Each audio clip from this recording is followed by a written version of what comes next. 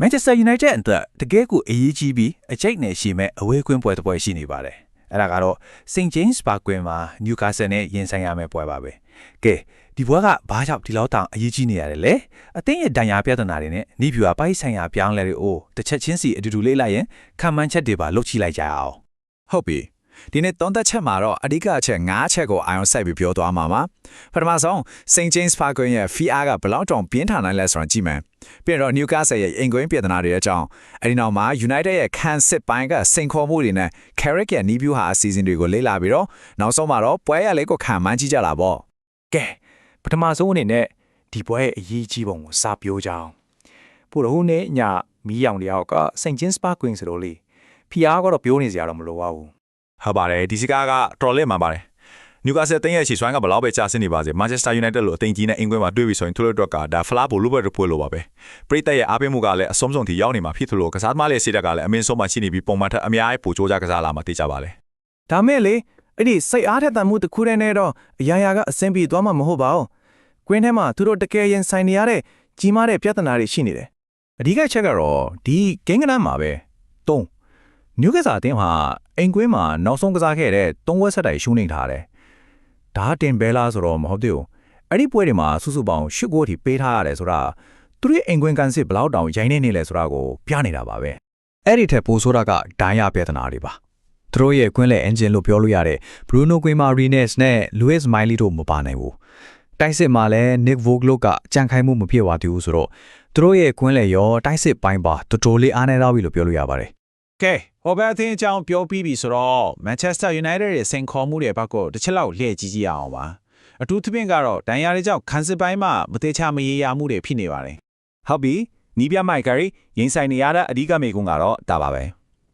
Luke Shaw နဲ့ Harry Maguire နဲ့အောင်စလုံးကအရင်ပွဲမှာလူစားလိုက်ခဲ့ရတော့ဒီပွဲအတွက်ကြင့်ခိုင်မှုဖြစ်သွားပါမလားဆိုတာကတကယ်လို့စိုးရိမ်စရာဖြစ်နေပါတယ်ဒီဒဏ်ရာတွေကလည်းလေခန်းစစ်တန်းတစ်ခုလုံးကိုဒိုမီနိုပြိုတို့လိုမျိုးတယောက်မှုတွေရှိသွားစေပါတယ်ကြည့်ပါဦးဒါလောဟာရှော့မပနိုင်ရင်ဘယ်လောက်ခံလူနေရကိုမဖြစ်မနေပြောင်းကစားရတော့မယ်အဲ့ဒီခါညာချမ်းမှာမက်ဇရာဝီအတွက်နေရာတစ်ခုပွင့်သွားတာပေါ့အကြီးဆုံးကတော့မက်ကွိုင်ယာနေရာမှာအတွေ့အကြုံနုနဲ့ Eden Heaven ပွင့်ထွက်လာရနိုင်ခြေရှိနေတာပါပဲဒါကတကယ်ကိုစွန့်စားရမယ့်အချက်တစ်ခုပါဆိုတော့ဒီလိုအတွေ့အကြုံနုတဲ့ခန်းစစ်အတွေ့ကိုကာကွယ်ဖို့ Carrick ပါလို့မလဲဖြစ်နိုင်တာကတော့ဘောလုံးမရှိချိန်မှာလေးလေးနဲ့ကစားခွဲပုံစံကိုသုံးလာနိုင်ပါတယ်။ကွေးလက်လူတွေနောက်ကိုပိုရှင်းကစားပြီးခန်းစစ်တန်းရှေ့မှာအကာအကွယ်တစ်ခုပြုလုပ်ပေးတဲ့ဒီနီးပြူဟာကတခြားပွဲကြီးတွေမှာလည်းအလုပ်ဖြစ်ခဲ့ဘူးတယ်လေ။ကဲ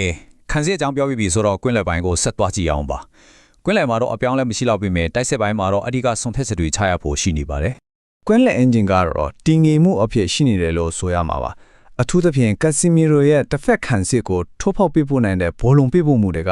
အသင့်ဆွဲတကက်ကိုအသက်ပါပဲဒါကြောင့်ဒီတွဲကိုတော့ဘလို့မှဖျက်လိမ့်မယ်မထင်ပါဘူးဒါကတော့တိုက်စစ်ပိုင်းနဲ့အဓိကရွေးချယ်ရမယ့်အခက်အခဲပါပဲဆက်စကိုရဲ့ကိုခန္ဓာကြံ့ခိုင်မှုကိုအတုံးချပြီးတရိုက်ကစားမလားဒါမှမဟုတ်အမက်ကိုပွဲထုတ်ပြီး MBO မို့ကိုအထောင်ထားကစားတဲ့နီးပြူဟာပိုင်းဆိုင်ရာပြောင်းလဲဖြင်းလွယ်ရှိမှုကိုရယူမလားဆိုတာစဉ်းစားရမှာပါနောက်ဆုံးခန့်မှန်းလိုက်တဲ့တိုက်စစ်အတွဲကတော့ဒါပါပ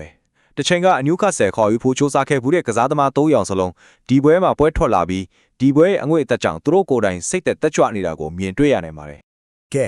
သုံးသက်ချက်အားလုံးကိုစူးစီးပြီးတော့နောက်ဆုံးလူစားရဲနဲ့ကိုရလက်ခန့်မှန်းချက်ကိုကြည့်လိုက်ကြအောင်ပါ။ဒါကြောင့်ခန်းစစ်ပိုင်းမှာမဖြစ်မနေပြောင်းလဲရမယ့်အချက်နှစ်ချက်ရှိနေပါတယ်။မကွာယာနေရာမှာ Eden Heaven ဝင်လာပြီ